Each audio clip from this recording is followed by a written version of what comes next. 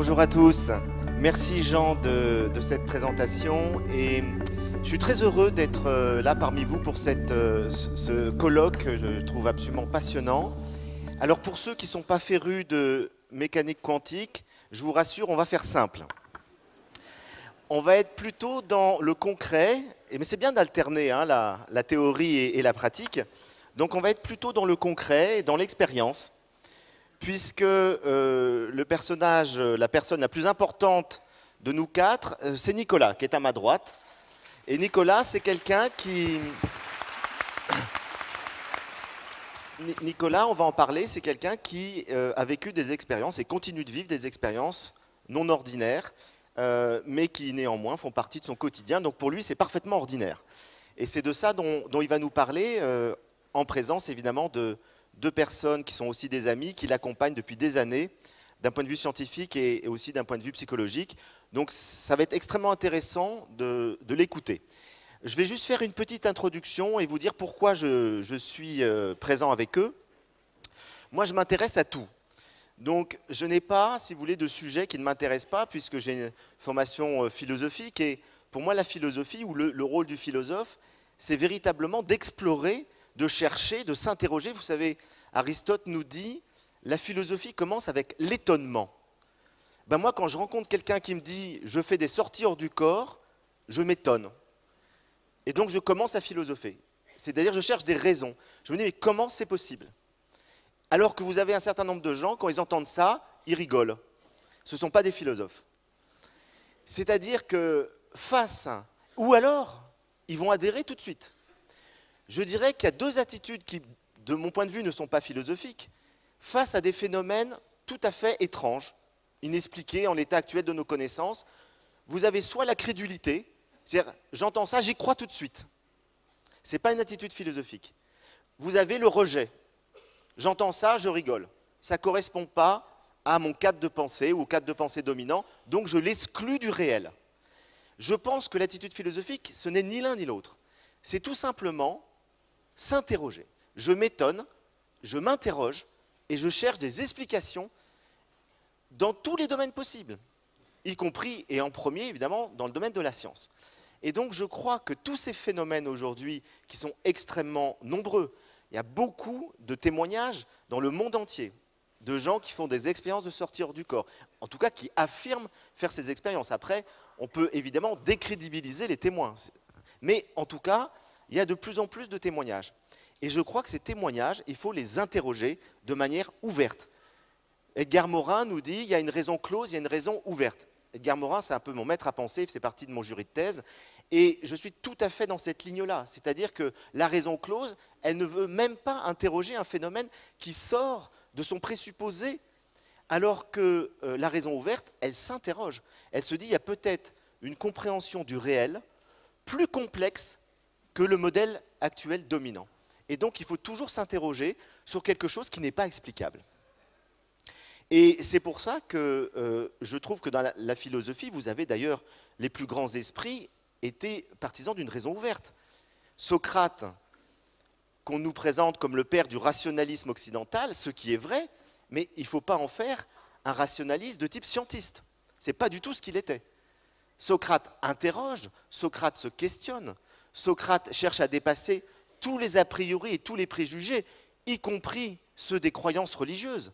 En cela, il est un des fondateurs de la philosophie occidentale, puisqu'il cherche une explication rationnelle à l'humain et au monde. Mais en même temps, Socrate était quelqu'un qui était pris par son daimon, on ne sait pas trop ce que c'est. Pendant des heures, il ne bougeait pas, il était comme en transe. Et après, quand on lui disait « mais qu'est-ce qui t'est arrivé ?» il disait « je parlais avec mon daimon ». C'est-à-dire une sorte d'esprit avec qui il était en lien. Ce n'est pas super rationaliste. Il y a mieux comme rationalisme. Et en même temps, il y a peut-être derrière ça une explication rationnelle, mais qui ne rentre pas dans le modèle actuel de notre compréhension de la raison. Et puis Descartes, le grand fondateur finalement de la méthode scientifique contemporaine, par son discours de la méthode qui a permis le développement de la science. Ben Descartes nous dit que son discours sur la méthode, il l'a eu en rêve. Et il croyait tout à fait que les rêves, effectivement, pouvaient nous inspirer, nous donner des intuitions qui permettraient de faire des découvertes rationnelles formidables. Donc il y avait un discours entre lui, à l'intérieur de lui, entre la raison et l'imaginaire. Et puis, et Socrate et Descartes croyaient en l'immortalité de l'âme. Donc vous voyez, on est quand même devant, lorsqu'on interroge vraiment l'histoire de la philosophie, des choses beaucoup plus complexes et subtiles que ce qu'on pourra vous apprendre aujourd'hui à l'université, à savoir que lorsqu'on est philosophe, on ne peut absolument pas adhérer à tous ces phénomènes ou penser qu'il peut exister un principe immortel dans l'homme. Non, beaucoup de philosophes pensaient qu'il existait un principe immortel dans l'homme, une conscience pouvant se détacher du corps. Donc c'est un débat. Ce qui est présenté aujourd'hui par la majorité des philosophes comme une aberration ou une crédulité, en fait, est un vrai débat qui existe dans l'histoire de la philosophie depuis 2500 ans. Et donc j'ai envie de le dire et de ne pas rester dans cette peur d'être considéré comme quelqu'un de crédule, parce que je pense que c'est essentiel de se poser des questions et d'essayer de trouver un modèle explicatif qui permet de rendre compte du réel dans sa complexité. Et j'ai été amené dans ma vie, en fait, à rencontrer, depuis que je suis enfant, des gens qui ont vécu des expériences étonnantes. Un des premiers, je me souviens, c'est ma tante, qui a fait ce qu'on appelle donc, ce qu'on a appelé ensuite donc une expérience de mort imminente. Et elle m'a raconté, elle m'a dit voilà, ma conscience a quitté mon corps et elle s'est promenée dans la chambre et j'ai été sous mon lit. Et j'ai vu une inscription gravée sur le bois du lit, très étonnante, et quand je suis revenu dans mon corps, je m'en suis souvenu. Et j'ai été vérifié, c'est quelque chose que je n'avais jamais vu, c'était caché au regard habituel de la vie quotidienne, et effectivement, cette inscription existait. Donc elle s'est dit, j'ai pas rêvé. Ça m'a interrogé. Je me suis dit, tiens, comment expliquer quelque chose comme ça? Et puis alors là, j'ai lu à ce moment-là le livre du docteur Moody.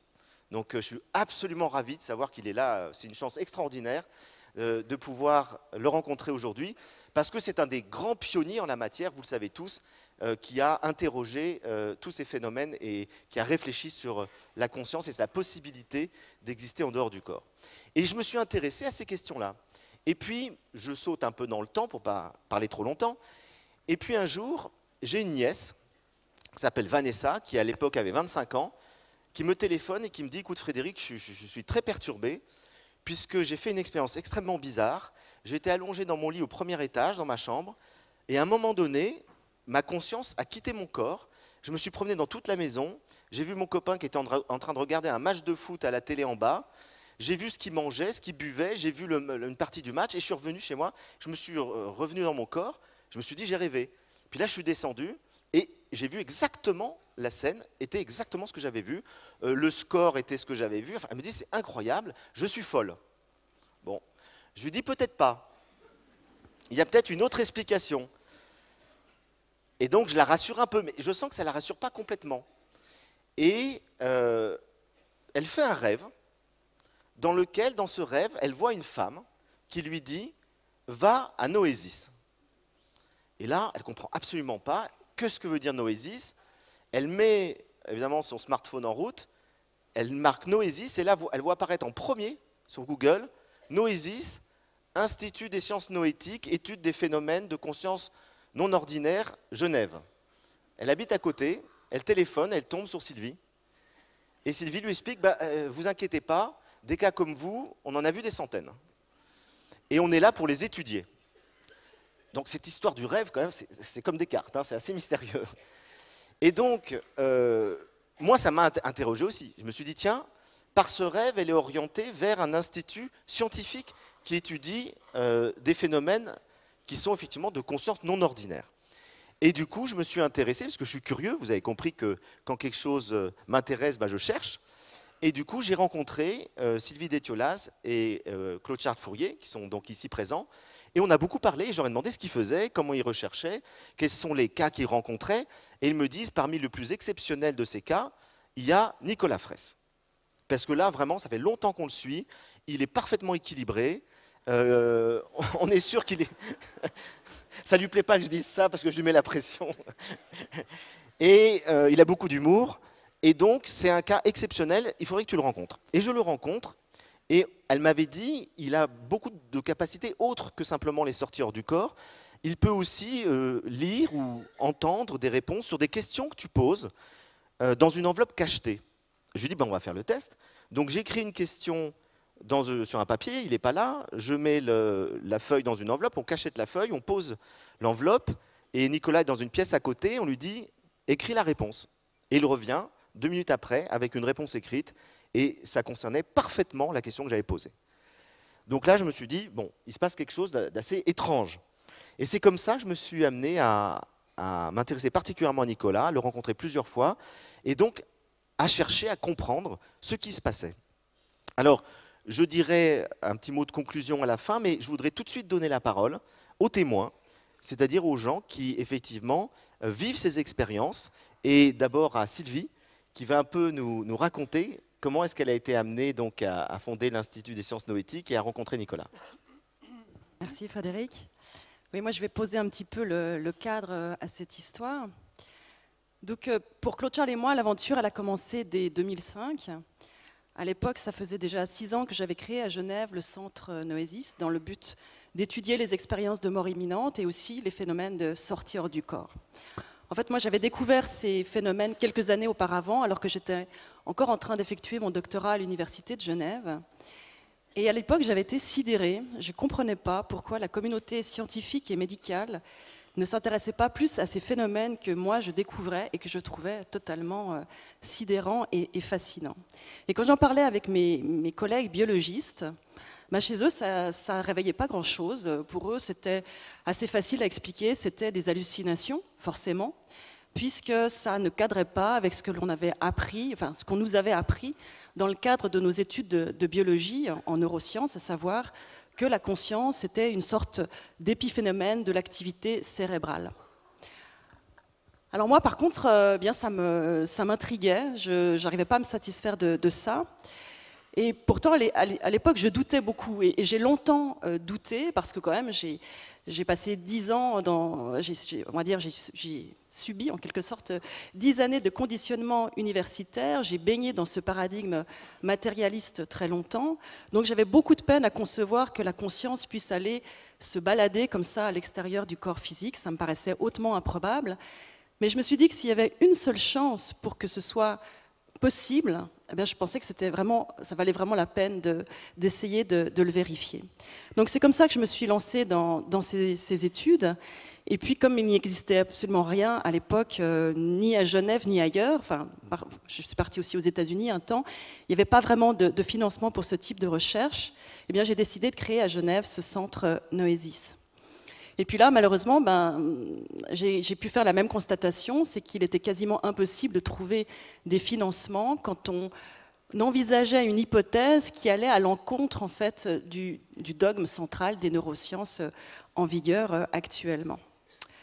Donc j'étais un petit peu dépitée, et puis heureusement, en 2004, il y a eu la rencontre avec la Fondation Odier de psychophysique qui étudiait à Genève les relations entre l'esprit et la matière.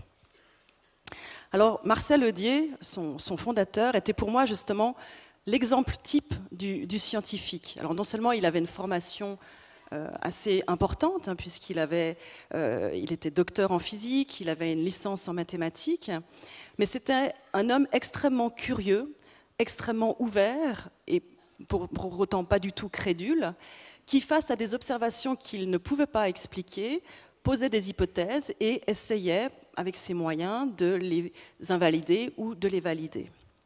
Ce qui est pour moi le propre de la démarche scientifique. Alors la Fondation s'intéressait à mes travaux et m'a demandé à ce moment-là si je n'avais pas un projet de recherche à leur proposer qu'ils seraient peut-être prêts à financer. Et moi, en fait, à l'époque, j'avais un rêve que j'avais depuis que j'avais découvert ces phénomènes, c'était de pouvoir étudier en laboratoire les sorties hors du corps. Alors pourquoi ce phénomène en particulier? Parce qu'entre-temps, avec le centre Noesis, j'avais pu découvrir qu'il y avait plein d'autres états modifiés de conscience non ordinaires, comme on les appelle, qui étaient extrêmement passionnants ou tout aussi passionnants.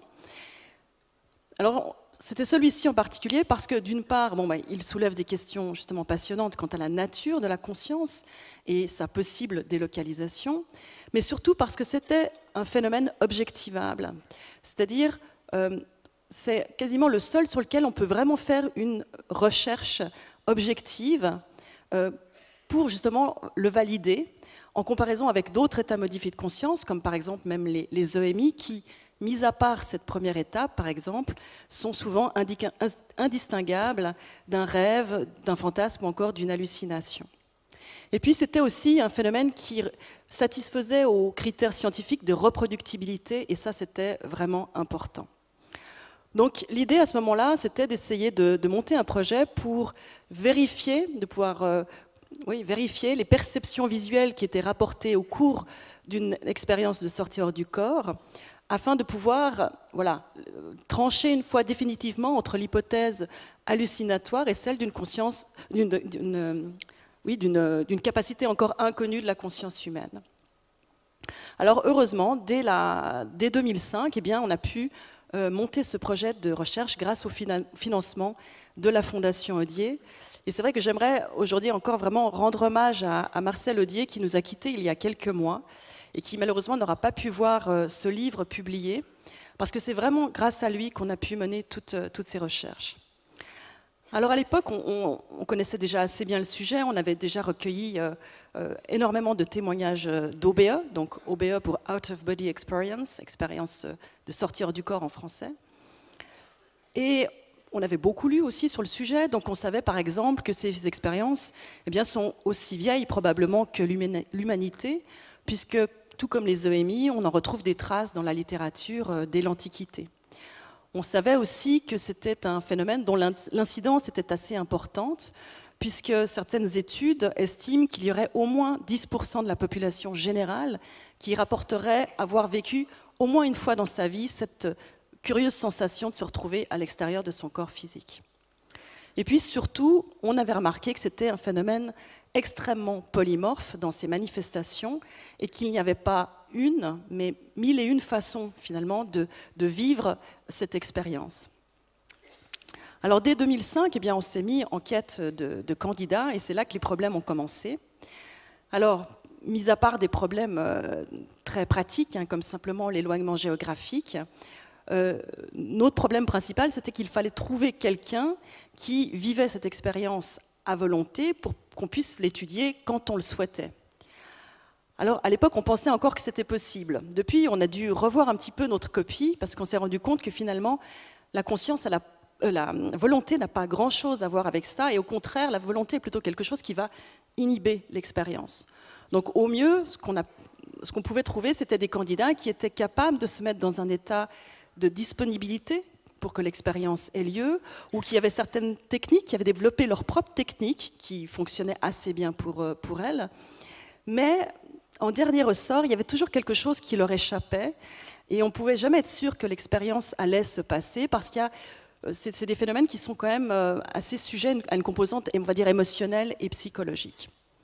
Donc, ce qui faisait que les candidats qu'on avait sélectionnés, même s'ils arrivaient relativement facilement à vivre cette expérience tranquillement chez eux, c'était notre paire de manches quand ils devaient le faire dans un contexte de laboratoire, avec des électrodes sur la tête, des personnes autour d'elles qui les observaient et surtout qui attendaient quelque chose d'elles. Tout d'un coup, il y avait une pression psychologique qui était extrêmement forte.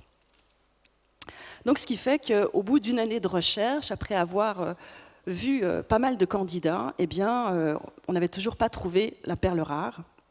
Et c'est dans ce contexte en fait, qu'on a participé en 2006 aux premières rencontres sur l'expérience de mort imminente organisées à Martigues par Sonia Barcala. Et là, à la fin de la présentation que j'avais faite ce jour-là sur les EMI, j'ai fait un appel à candidats pour ce projet OBE. Et ce jour-là, parmi 50 autres candidats qui nous ont laissé leurs coordonnées, il y avait celle de Nicolas. Alors, Nicolas, peut-être que toi, tu peux nous expliquer maintenant pourquoi ce jour-là, tu as eu envie de nous contacter et pourquoi tu as eu envie de participer à un projet de recherche, parce que nous, on a rencontré pas mal d'expérienceurs qui avaient des capacités parfois étonnantes, mais qui ne voyaient absolument pas l'intérêt de participer à un programme de recherche. Et peut-être juste avant que tu répondes à cette question, comment toi tu as déjà vécu, enfin juste dire, depuis quand, combien de temps tu vivais ces expériences? Oui, il va se présenter en même temps, je pense. Je vais me présenter, je crois que j'ai pas de son.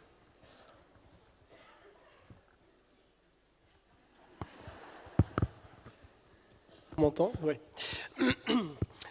Donc, pour me présenter rapidement, donc, je suis Nicolas, j'ai aujourd'hui 34 ans et des brouettes, et je vis en fait des expériences de sortie hors du corps, comme on les appelle, depuis que je suis tout petit. En fait, depuis toujours, j'ai toujours eu ce souvenir de vivre ce genre de choses. Pour moi, c'était totalement normal. Lorsque j'étais à l'école, que je m'ennuyais devant ma maîtresse qui mettait des calculs au tableau, je m'en allais, j'allais chez ma grand-mère ou chez mes parents, j'allais voir ce qui s'y passait, j'allais m'amuser avec les chiens. Voilà, c'était logique. Et pour moi, en tant qu'enfant, tout le monde pouvait le faire. Et c'était normal, quand on s'embête à un endroit, comme par exemple peut-être ici, il y en a qui s'ennuient, c'est normal de pouvoir partir, de pouvoir aller dans un lieu qui nous plaît un peu plus. Puis très vite, avec les années passant, en parlant un petit peu autour de moi, d'abord à mes copains de classe, puis à mes parents, puis aux instits, aux professeurs, je me suis vite rendu compte que non. Que personne, enfin, pas beaucoup de personnes qui vivaient ce genre de choses. Donc j'étais taxé de doux rêveur pour les plus gentils et de cas psychologiques pour d'autres, qui les étaient un peu moins. Donc très rapidement, à l'adolescence, j'ai arrêté de parler de tout ça. J'ai préféré me taire, tout en vérifiant ce que je vivais, parce que j'avais toujours cet aspect de moi qui me disait mais ça se trouve tu as vraiment un problème psychologique, ça se trouve t'es un peu fou, donc vérifie à chaque fois que tu fais une sortie, à chaque fois que tu vis ce genre d'expérience, va vérifier et accumule les preuves, non pas pour le prouver aux autres mais pour te le prouver à toi-même. Puis ce jour à Martigues, j'avais 24 ans à l'époque, une amie très chère m'avait traîné là-bas, parce que j'étais pas très intéressé par le sujet, même si je vivais des choses, je me suis jamais vraiment intéressé à ce sujet-là. J'y suis allé, et là, Sylvie a fait cet appel pour un candidat qui aurait la capacité de sortir pratiquement volontairement de son corps pour pouvoir entamer une démarche scientifique, de recherche scientifique sur le sujet. Alors ça a fait tilt chez moi, je me suis dit, chouette, tu vas pouvoir te rassurer en travaillant scientifiquement sur quelque chose, et en plus, peut-être, tu vas pouvoir faire changer les mentalités de ceux qui sont autour de toi, et peut-être beaucoup plus largement. Parce que le fait de vivre ces phénomènes, le fait de vivre ces sorties de corps, de penser à un instant que tout le monde peut le faire et de se rendre compte qu'en fait, beaucoup ne le font pas, on se dit, mais il y a un truc qui cloche, parce que je ne suis pas différent des autres. J'ai un corps, je veux dire, rien ne me différencie des autres. Pourquoi est-ce que les personnes ne le vivent pas?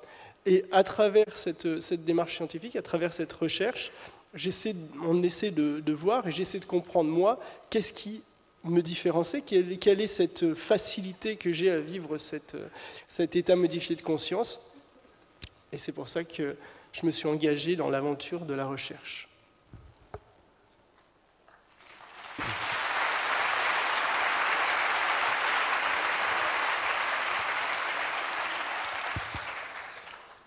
Donc, je vais continuer, je vais sûrement recouper déjà pas mal d'informations qui ont été données, puisque je vais parler de notre perle rare, puisque c'est comme ça que Sylvie t'appelle.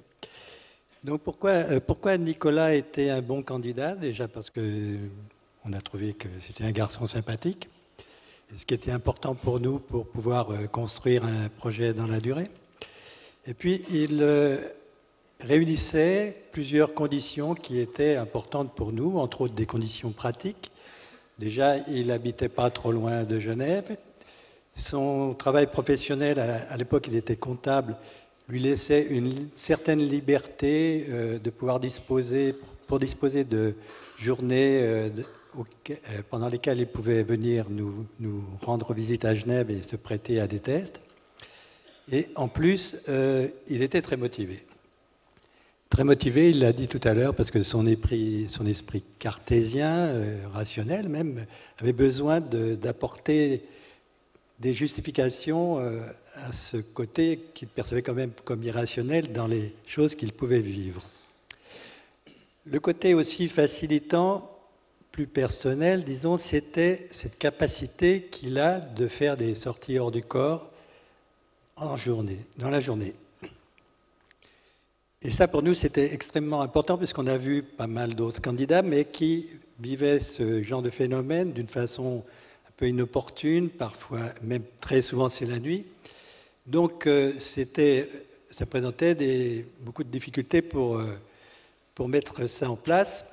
Déjà que pendant la journée, c'est pas facile d'être assis en face de quelqu'un qui est allongé sur un matelas, à attendre qu'il fasse une sortie de corps. Et surtout qu'au bout d'un moment, quand un petit ronflement vient nous avertir qu'il s'est endormi, c'est fastidieux à la langue, il faut le dire. Mais Nicolas, toujours très sympathique, nous se prêtait quand même très facilement à ce qu'on lui demandait. Il y avait autre chose qui était importante aussi, c'est qu'apparemment, il n'avait pas besoin de circonstances particulières pour sortir de son corps. On verra par la suite que peut-être quand même il y avait des éléments déclencheurs. Une autre chose extrêmement intéressante par rapport au fait de pouvoir étudier la question, c'était qu'il restait dans un environnement relativement terrestre, alors que beaucoup de sujets qui vivent ce phénomène vont partir dans d'autres plans de réalité, on peut appeler ça comme ça. Et puis, le fait qu'il avait les pieds sur terre était très important. C'était assez habituel, c'était même totalement habituel pour lui de vivre ce phénomène, donc il n'avait pas d'interprétation. Et ce qui est malheureusement pas le cas chez beaucoup de personnes qui vivent ça, et ils vont interpréter, ils vont se faire des films là derrière. Alors, le côté où pour lui c'était quelque chose d'habituel, était en même temps sécurisant. Sécurisant pour les tests, parce que ça risquait pas de le mettre en doute sur ce qu'il vivait. Pour lui, c'était une évidence, il vit ça. Donc, même si les tests ne marchaient pas, ça ne changeait rien pour lui. Et pour nous, c'était assez important. C'est vrai que on a eu d'autres candidats, justement, qui ne présentaient pas qui n'étaient pas la perle rare, hein, bien sûr, il n'y en avait qu'une, qui ne présentaient pas toutes ces facettes importantes pour faire le travail. Entre autres, cette sorte quand même de stabilité, du fait de l'habitude de vivre le phénomène, cette stabilité dans le vécu de l'expérience. Il faut savoir que les personnes qui vivent ces phénomènes de décorporation sont souvent des personnes qui ont été confrontées dans leur prime jeunesse même, et puis plus tard dans la vie parfois, à des événements traumatisants. Et ces chocs traumatiques, quelque part, les ont amenés à développer cette capacité à la décorporation. Mais en même temps, il y a cette fragilité psychologique qui est là, cette hypersensibilité, ce qui fait que, effectivement, pour conduire des tests à terme, c'est assez complexe et on a même eu quelques petits ennuis avec des personnes avec qui on a dû arrêter car ça ne se passait pas trop bien. Alors pourquoi moi je suis là et pourquoi je fais partie de cet accompagnement et pourquoi j'accompagne Nicolas, c'est que moi-même je suis un expérienceur, j'ai vécu certains états modifiés, dont une expérience à l'âge de 25 ans, une expérience très très très forte, mais qui au bout d'un moment a été très déstabilisante. Donc pour en sortir, j'étais obligé de me mettre vraiment dans un travail très intense de compréhension, un travail très suivi. Mais ça m'a donné, cet événement, puis ce qui s'en est en suivi, m'a donné la capacité de pouvoir observer, d'avoir une compréhension double, je dirais, sur ces phénomènes, et donc pouvoir accompagner quelqu'un qui est dans ce type de vécu, une compréhension à la fois intérieure du phénomène et aussi extérieure. Peut-être de redonner la parole à Sylvie pour parler des tests scientifiques. Nicolas, je pense que les gens dans la salle doivent se poser les mêmes questions que je me suis posées quand je t'ai rencontré, et je t'en pose deux. Qu'est-ce que tu vois et de quelle manière tu vois? C'est-à-dire que quand tu sors de ton corps, est-ce que c'est comme si tu es au cinéma? Est-ce que c'est la même vision que celle des yeux du corps? Est-ce que tu vois en noir et blanc, en couleur? Est-ce que c'est la même chose que le type de vision ordinaire ou complètement différent? Et puis ma deuxième question, c'est est-ce que tu as du plaisir à chaque fois ou est-ce que ça peut être des fois angoissant, douloureux, inquiétant? Donc est-ce que tu peux peut-être parler un peu plus de ton expérience?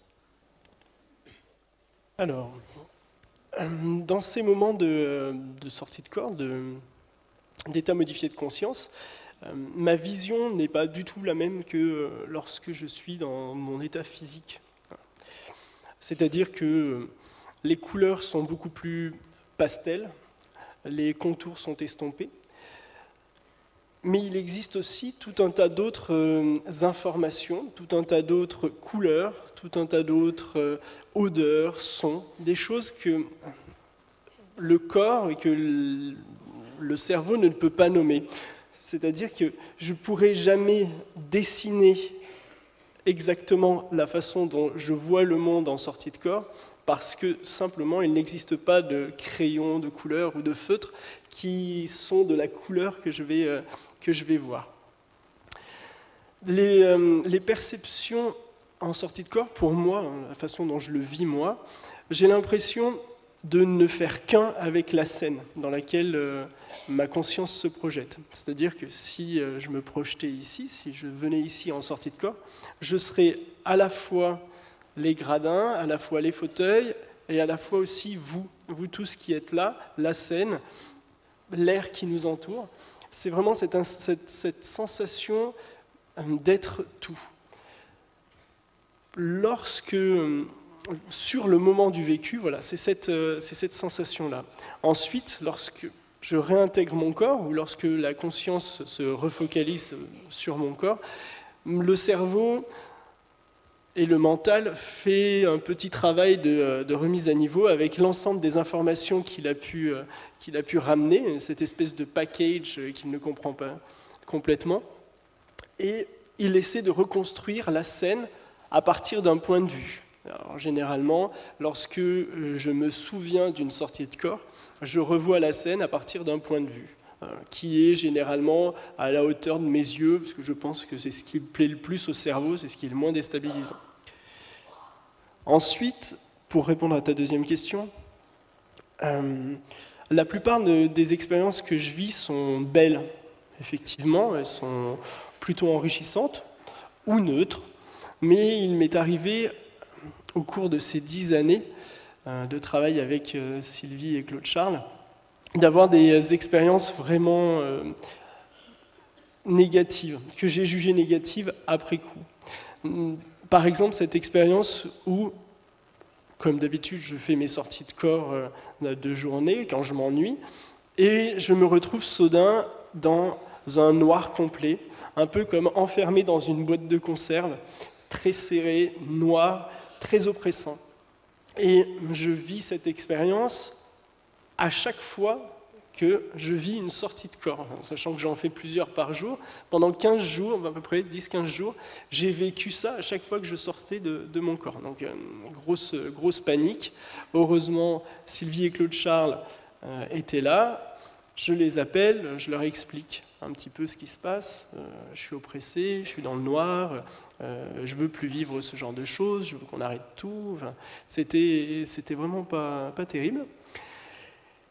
Et Claude Charles ou Sylvie, je ne sais plus, peut-être les deux, me disent, mais dans cet état-là, tu es aussi co-créateur de l'état dans lequel tu es, et tu es co-créateur de ce que tu vis. Donc, tu t'es, entre guillemets, créé ce noir, tu peux très bien te créer une étincelle de lumière dedans. Et effectivement, à force de travail, à force d'exercice, j'ai réussi à créer dans ce point sombre une once de lumière. Puis au fur et à mesure, ça s'est agrandi et j'ai réussi à me sortir de cette phase difficile. Mais les sorties de corps, c'est vraiment... Enfin, je pense que ce n'est pas un phénomène anodin et effectivement, il peut y avoir de très mauvaises expériences. Je voudrais juste compléter par rapport à ce qu'a dit Nicolas. Il a une façon de vivre ses sorties hors du corps qui est très, qui est vraiment la sienne. Par exemple, le fait de faire un avec l'endroit où il se trouve, c'est pas quelque chose de courant dans tous les témoignages qu'on a eus.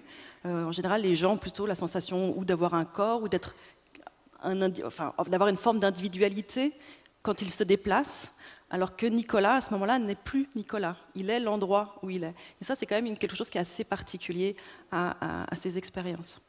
Oui, mais je pense qu'au début, quand on a démarré les tests, il n'était pas encore dans cette forme de sortie de corps. Il était plus dans une forme, disons, plus basique que vivent pas mal d'expérienceurs. Et c'est avec le temps qu'il s'est mis à développer plusieurs façons de sortir de son corps. Et je pense qu'à ce moment-là, c'était plus basique. En tout cas, il avait plus de peine à l'exprimer au début. Donc, on a passé les 6 premiers mois de notre collaboration à peaufiner notre protocole de recherche, et notamment à chercher les paramètres qui étaient vraiment importants à prendre en compte.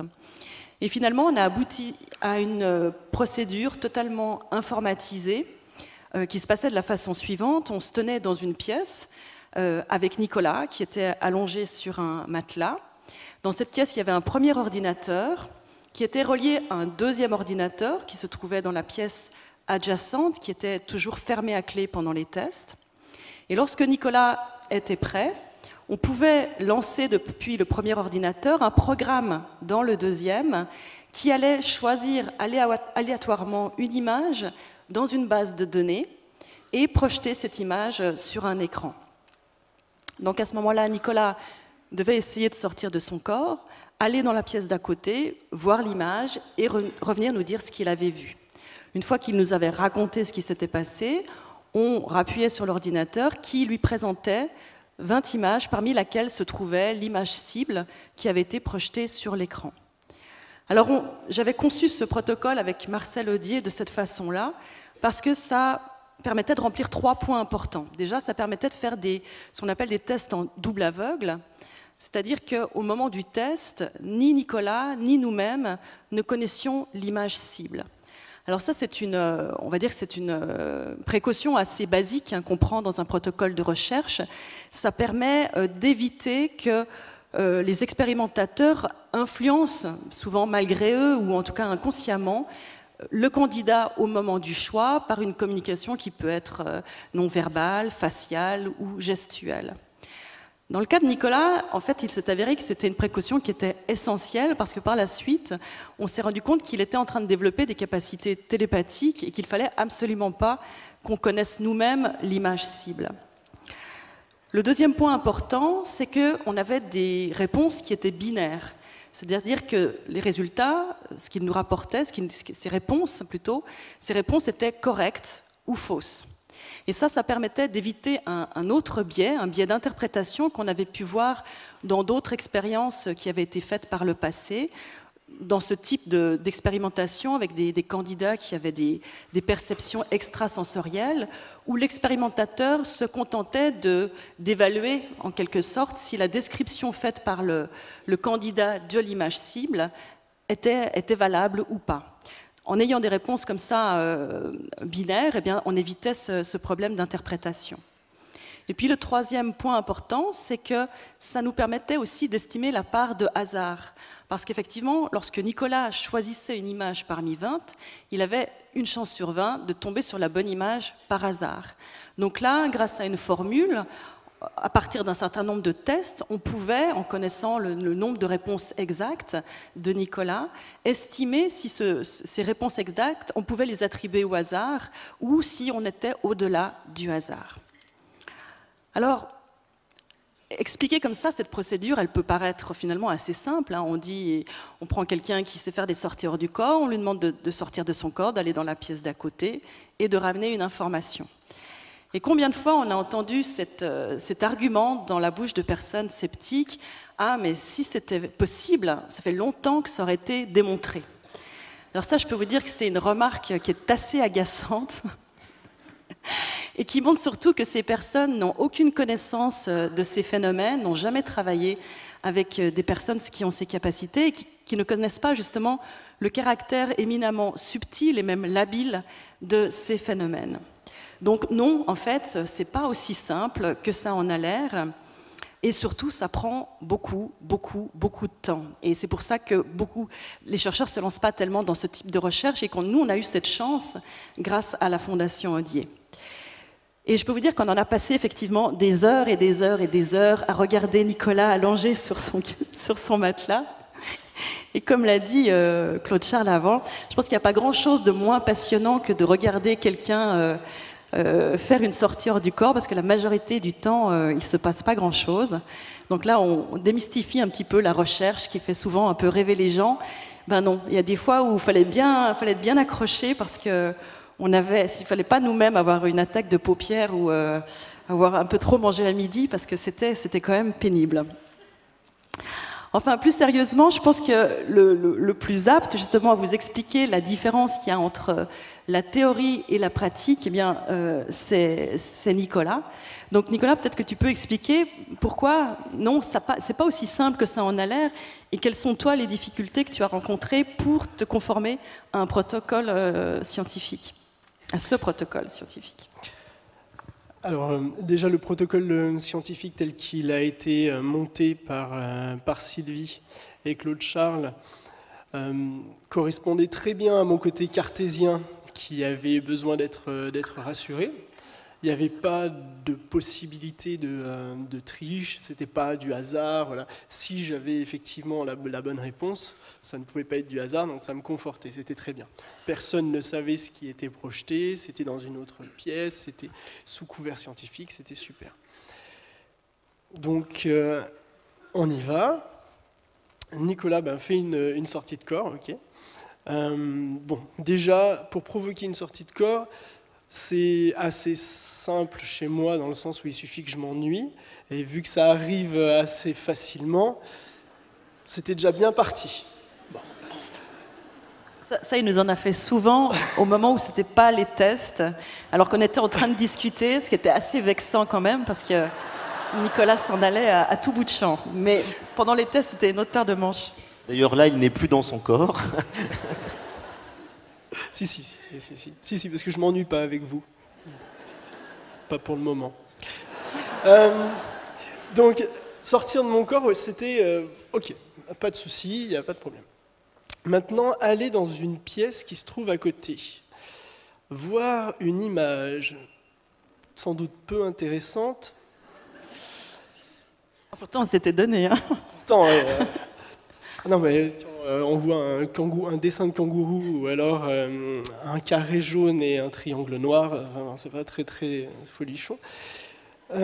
Donc trouver une motivation, c'est même pas le terme, parce qu'en fait l'idée c'est de ne pas être motivé pour voir la chose, mais c'est d'avoir un réel intérêt profond, quelque chose d'émotionnel. Et moi, toutes mes sorties hors du corps étaient liées soit à quelque chose d'utile. Par exemple, dans mon travail de comptable, j'allais très souvent vérifier ce qui se passait au sein des différentes agences de France pour pouvoir mener mon truc.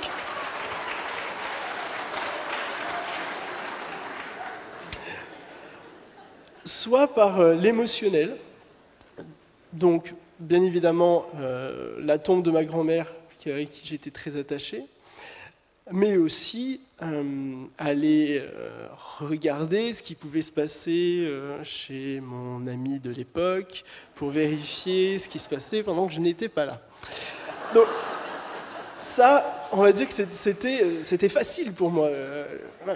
En revanche, aller dans la pièce d'à côté, voir une image, j'étais juste motivé par le fait de participer à cette recherche, mais par rien d'autre au final. Donc ça a été très compliqué. J'ai fait des sorties de corps au moment où il fallait le faire, mais j'ai été attiré soit par l'émotionnel, soit par un bruit dans la rue, j'entendais une voiture, je la suivais, soit j'allais dans l'église en face, mais c'était très difficile d'aller... C'est-à-dire que quand tu étais dans cet état-là, l'idée de participer à une recherche n'était plus présente.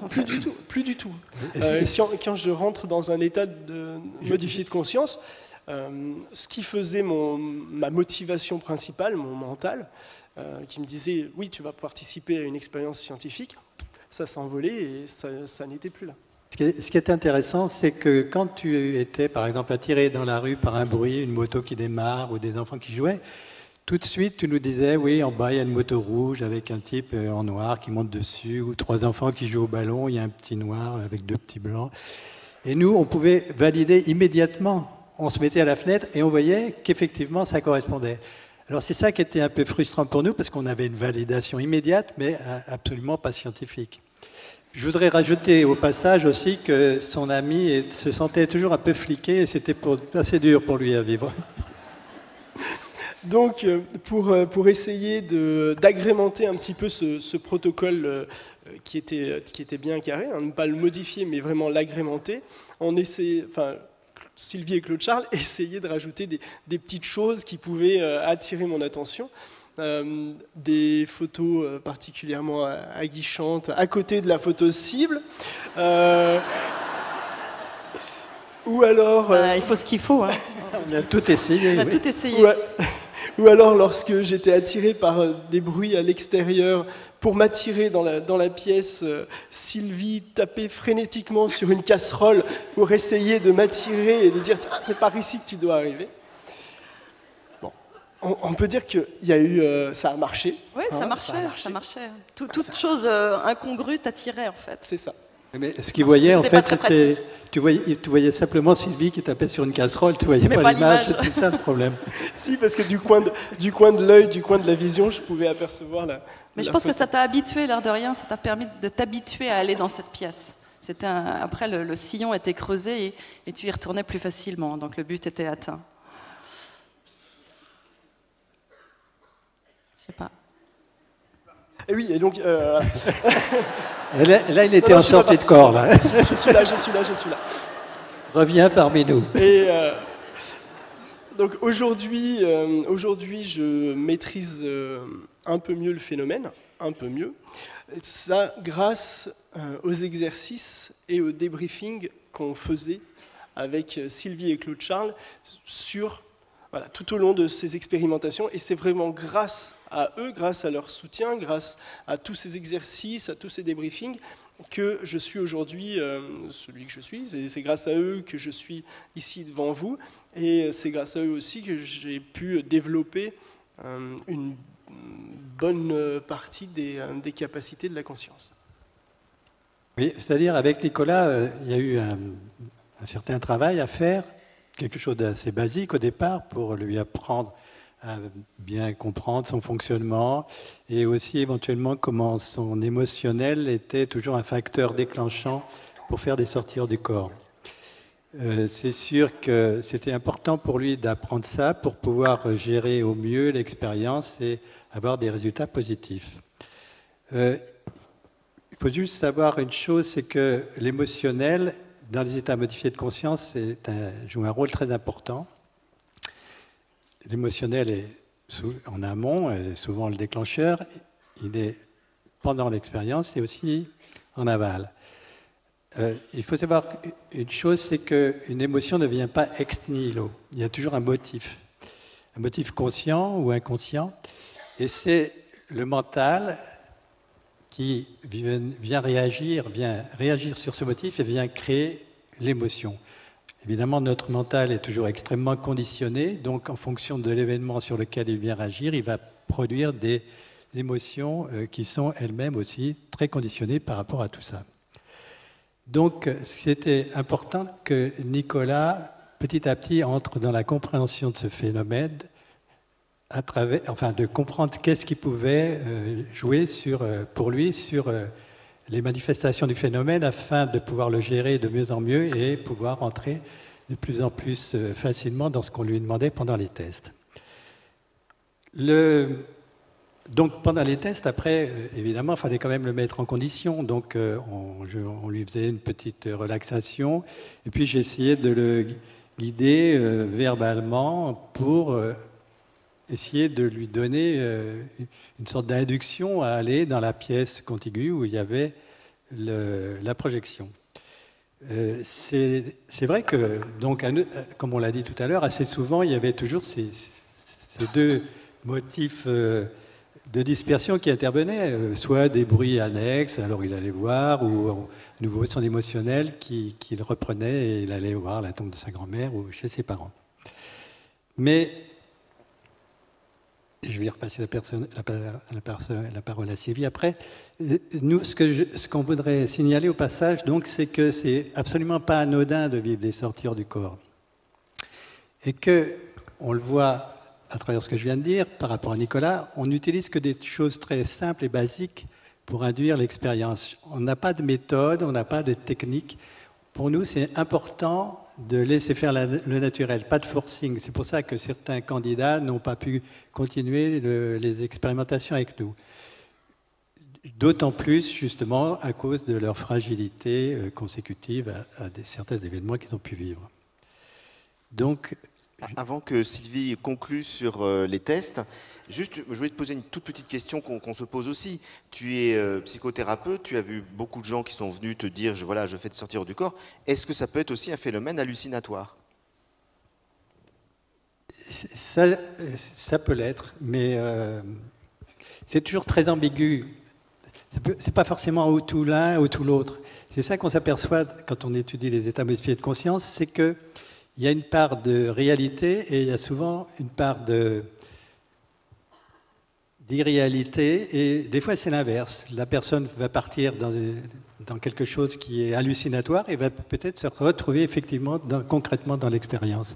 Il n'y a pas de règle, ça reste toujours très fluctuant et il y a beaucoup d'interférences entre les différents états. Alors j'en viens maintenant aux résultats qu'on a obtenus. Donc avec cette procédure informatisée en double aveugle, on a pu mener 40 tests avec Nicolas, sur lesquels il a pu identifier correctement l'image cible 7 fois. Alors 7 fois, ça peut paraître peu, mais il faut savoir que en fait, les 33 autres fois, ce n'est pas que Nicolas a identifié une mauvaise image, mais qu'il est revenu en disant « je ne peux pas faire de choix parce que je n'ai pas vu l'image ». Alors il n'avait pas vu l'image, soit parce qu'il n'avait pas réussi à faire une sortie de corps, soit parce qu'il en avait fait une, mais parce qu'il ne s'était pas retrouvé dans la pièce d'à côté, il était parti encore une fois ailleurs, ce qui continuait d'arriver de temps en temps, ou alors il s'était retrouvé dans la pièce, mais il était positionné d'une manière où il ne pouvait pas voir l'image. Donc ce qui veut dire qu'il n'est jamais revenu en disant « j'ai vu une image » et en identifiant une mauvaise image. Chaque fois qu'il a vu quelque chose, il l'a identifié correctement. Donc c'était du 100%. Donc même si on n'a pas eu énormément de résultats, on aurait voulu en avoir beaucoup plus, pour nous c'est un résultat qui est vraiment très fort. Alors qu'est-ce qu'on peut en conclure d'un point de vue scientifique? Eh bien déjà qu'on n'est pas en face d'une simple hallucination. C'est-à-dire qu'on a prouvé que Nicolas a la capacité d'obtenir des informations sur des lieux dans lesquels il ne se trouve pas physiquement, sans passer par ses 5 sens. Merci Jean. Sylvie, on te laisse continuer. Oui, c'est difficile d'enchaîner, je ne sais plus trop où j'en étais du coup. Donc oui, je vous parlais des résultats. Voilà, donc on a prouvé qu'on n'était pas en face d'une hallucination et que Nicolas avait bien des capacités.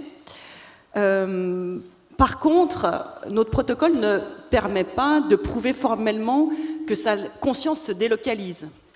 Même si lui le ressent de cette manière, même si pour lui ce type d'expérience n'a rien à voir, par exemple, avec ce qui se passe lorsqu'il fait une vision à distance ou encore une clairvoyance, nous, formellement, on ne peut pas, objectivement, avec ce type de protocole, faire la différence entre ces différents phénomènes.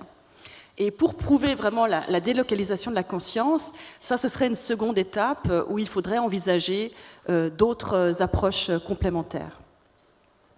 Maintenant, pour faire une conclusion un peu plus générale, moi je dirais que ces 10 années de recherche avec Nicolas, personnellement, elles m'ont emmené beaucoup plus loin que ce que j'aurais pu imaginer en commençant. Notamment, il y a eu une expérience en particulier dont malheureusement je crois qu'on n'aura pas le temps de parler parce qu'on me fait signe que le temps est un peu plus court. mais une expérience qui nous a particulièrement ébranlés tous les trois. Je la mentionne simplement, on la raconte en détail dans le livre, parce qu'elle illustre parfaitement le thème de ce colloque, à savoir la conscience et l'invisible. Et nous, à ISNOE, plus on avance dans nos recherches, plus on a la sensation que cet invisible est vaste et complexe et composé d'une infinité de dimensions autres que celles que nous expérimentons dans la vie quotidienne.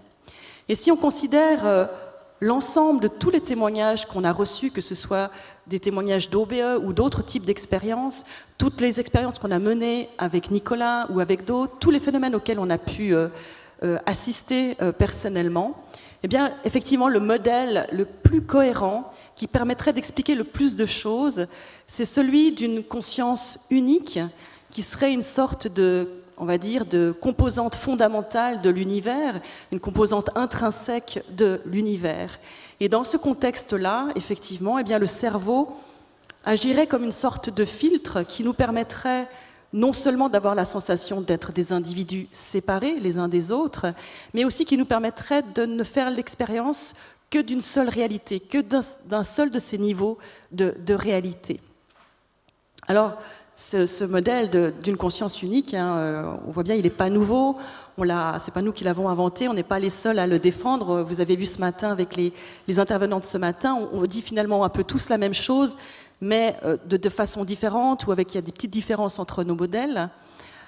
Moi, ce que je trouve particulièrement intéressant, c'est que depuis quelques années, et même, on va dire, ça s'est précisé ces derniers mois, eh bien, cette théorie, elle commence à faire son chemin aussi dans les milieux, on va dire, plus mainstream de la science. Et notamment, j'ai lu encore il n'y a pas très longtemps, des travaux qui ont été menés par des neuroscientifiques qui s'appellent Christophe Koch et Giulio... j'ai oublié son nom. Enfin, j'ai oublié son nom, mais c'est deux neuroscientifiques tout à fait matérialistes, voilà, tout à fait, on va dire, classiques, qui défendent maintenant une théorie qui s'appelle la théorie de l'information intégrée, dans laquelle ils partent du postulat de base que la conscience est une donnée fondamentale de l'univers. Et je trouve assez incroyable le chemin qui a été fait, parce que, par exemple, Christophe Koch est un scientifique assez connu. Il a travaillé avec Francis Crick, qui était l'un des co-découvreurs de la structure de l'ADN.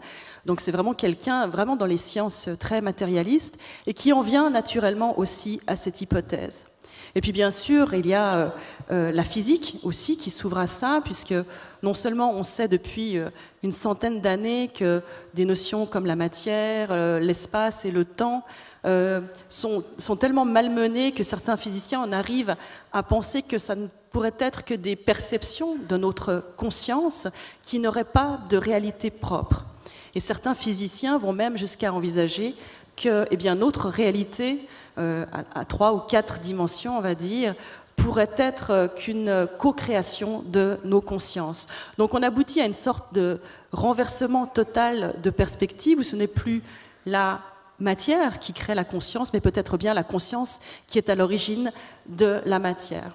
En tout cas, en ce qui concerne les états modifiés de conscience, c'est assez passionnant parce que c'est une manière, à travers cette approche-là et cette théorie-là, on peut les envisager et les expliquer autrement qu'en simplement les réduisant à de simples hallucinations comme le fait le paradigme actuel. Donc tout ça pour dire qu'en tant que scientifique, on ne ressort pas indemne d'une telle aventure. Il y a eu des moments difficiles, il y a eu des moments de doute, de questionnement, de remise en question, qui personnellement, en tout cas, m'ont poussé aussi à m'ouvrir à une dimension plus spirituelle de l'existence, sans laquelle aujourd'hui j'estime que ce type de recherche n'a pas vraiment de sens. On peut très bien la faire sans envisager cette dimension spirituelle. On peut très bien envisager une conscience qui serait une donnée intrinsèque de l'univers sans introduire la spiritualité. Mais personnellement, je pense qu'on passerait à côté de quelque chose et que c'est des choses qui sont complémentaires. Et puis une toute dernière chose, je voudrais dire aussi que ce type de recherche en tant que scientifique, elle nous pousse vraiment à être humbles parce qu'on se rend compte que finalement on ne connaît pas grand-chose et que cette partie visible sur laquelle on a accumulé des quantités incroyables de connaissances, eh bien finalement, ce n'est probablement qu'une toute petite partie, une partie infime, en comparaison justement de cet invisible qui nous échappe encore. Merci Sylvie.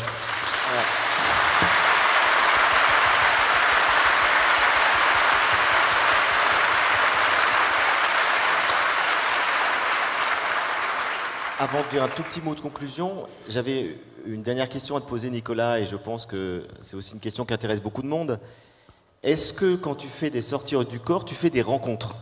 C'est-à-dire, est-ce que tu rencontres d'autres consciences de gens qui sont sortis hors du corps, ou pourquoi pas des consciences de personnes qui pourraient être défuntes? On ne te demande pas les détails, mais juste s'il y a des rencontres. Je ne vais pas donner de détails.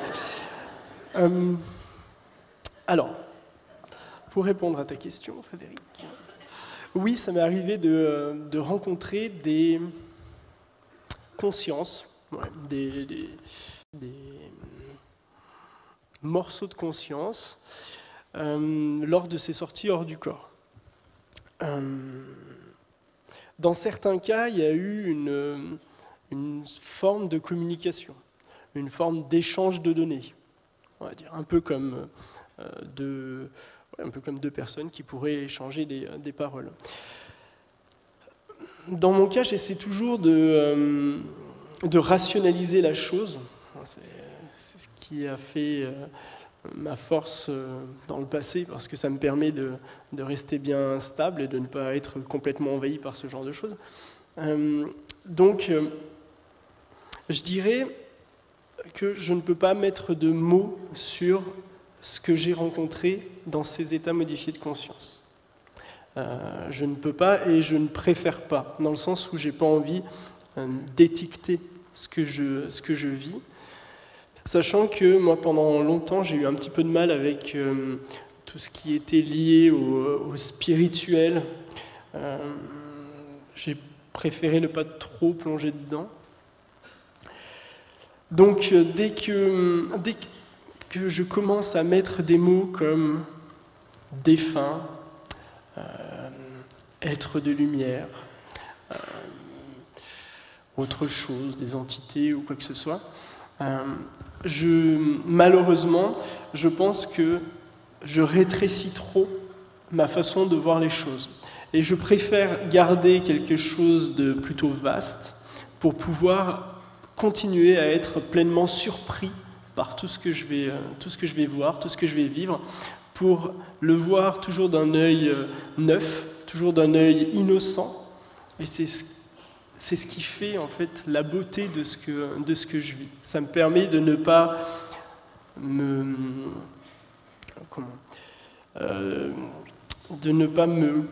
cantonner à une simple vision de la chose. Merci Nicolas. Donc il me reste 1 minute pour conclure. Mais merci vraiment d'être venu témoigner devant près de 2000 personnes. Merci à vous aussi. Et surtout, je voudrais simplement rajouter, moi j'ai eu la chance et aussi le courage de parler et de dire ce que je vivais, d'être suivi par des scientifiques, c'est une chance énorme, mais simplement, je pense que si j'avais pu m'entendre à l'époque, quand j'étais enfant, en tant qu'adulte, je ne sais pas si ça se comprend bien, mais ouais, si j'avais pu m'entendre, j'en aurais parlé beaucoup plus et j'aurais vraiment essayé de convaincre mon entourage. Parce que vivre dans le silence, parfois c'est difficile, et de ne pas être soi-même, en fait, c'est dommage.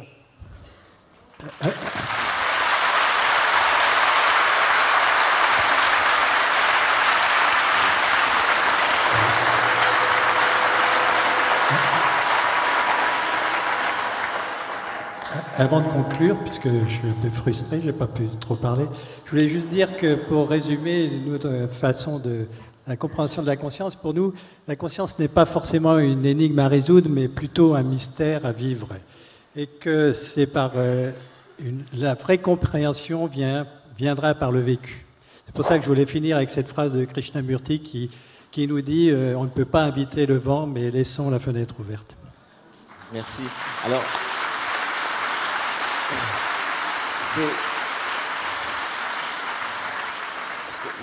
la citation de Krishnamurti et le fait que tu cites Krishnamurti est fort à propos pour la minute de conclusion que je voulais faire, parce que je suis très frappé en entendant les propos effectivement de Nicolas.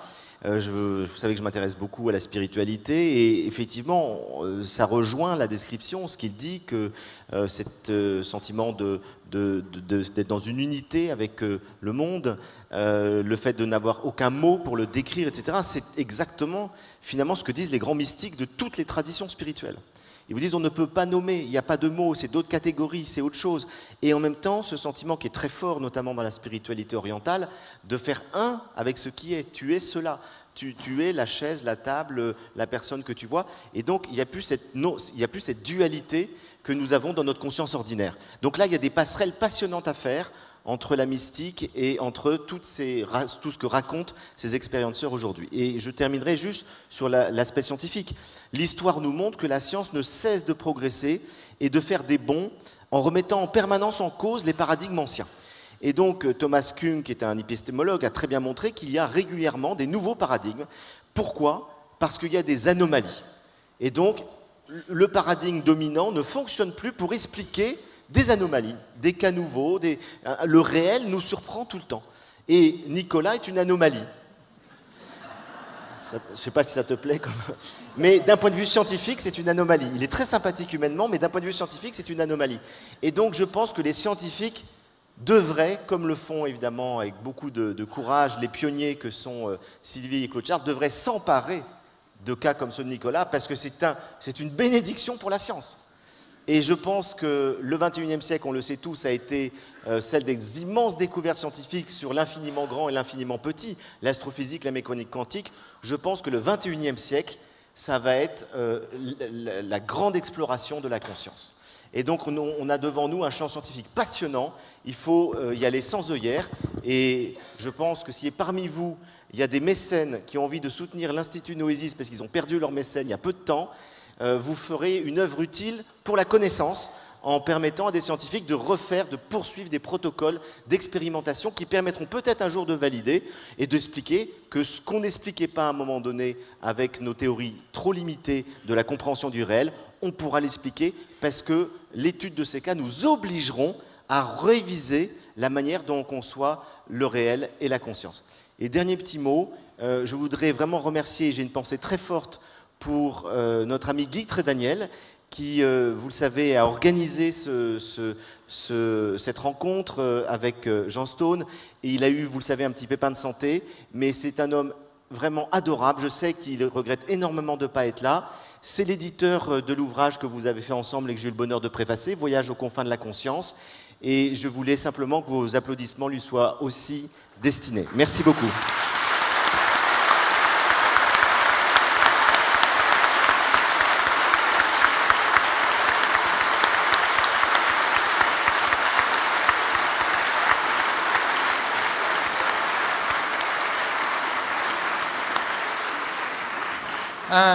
Un grand merci pour tous les quatre pour cette présentation très équilibrée. Je vais juste demander à la régie de mettre à l'écran le titre du livre « Voyage aux confins de la conscience », donc qui va être préfacé par Frédéric Lenoir et qui va être dédicacé maintenant par les auteurs à l'espace dédicace en haut. Avant de faire la pause déjeuner, je vous dirai juste deux choses dans ce que d'abord Frédéric a dit qui me paraissait très important. Pas de rejet, pas de crédulité. C'est vraiment l'approche épistémologique qu'il faut faire de ces phénomènes, il l'a dit au début. Et ensuite, le lien qu'il a fait à la fin avec justement les expériences mystiques. Et là, j'ai quelque chose pour faire le fil rouge avec cet après-midi. Quand vous entendrez Eben Alexander vous parler de son expérience, vous verrez qu'il y a une cohérence avec ce qui a surpris Sylvie Détoliaz et Claude Charles Fourier, quand Nicolas Fraisse disait « mais en fait, je suis la salle, je suis tout ça en même temps ». Dans beaucoup d'expériences de NDE, alors pas dans les OBE, mais dans les expériences de NDE, on a ce sentiment d'être de partout à la fois. Et ça, je crois que ça peut être... Et ce qui m'a le plus frappé dans les propos de Nicolas, on a tous été frappés par ce qu'il a dit, mais j'attire votre attention sur ce qu'il a dit à un moment. Le docteur Charbonnier a parlé de conscience analytique et de la conscience extraneuronale. Et il a dit, quand je rentre dans mon corps, j'ai il n'a pas employé le mot, ma conscience analytique reprend le dessus et elle recadre le truc et je vois le truc comme si je l'avais vu avec mes yeux, etc. Et ça m'a le plus marqué. Je fais l'hypothèse, c'est une hypothèse, que les autres témoins de OBE, en fait, ils vivent la même chose, mais ils l'oublient, comme des gens oublient leur NDE, quand ils rentrent dans leur corps. Et on pourrait donner d'autres exemples, j'ai évidemment pas le temps ici, mais il y a plein d'exemples en science où on croit qu'on vit quelque chose et en fait, le cerveau recadre le truc et vous fait vivre quelque chose qui n'est pas ce que vous avez réellement vécu. Ceux qui connaissent l'expérience de Benjamin Libet ont des exemples, comme vous verrons dans les livres de Libet, des exemples magnifiques là-dessus. Notre président est un des grands spécialistes de ces expériences. Donc voilà pour dire que je pense que ça, c'est une clé de compréhension, que je pense que tu vois vraiment les choses comme tu l'as dit, et après tu recadres le truc, et je pense que d'autres personnes le font aussi. Ça, c'est à suivre pour cet après-midi. Donc maintenant, nous allons reprendre à 14h10. Alors là c'est cet après-midi. Ayez tous votre bandeau de bracelet, respectez votre espace. À 14h10, on reprend, et à 14h15, Dr Raymond Moody, et on les remercie encore beaucoup tous les quatre pour cette intervention.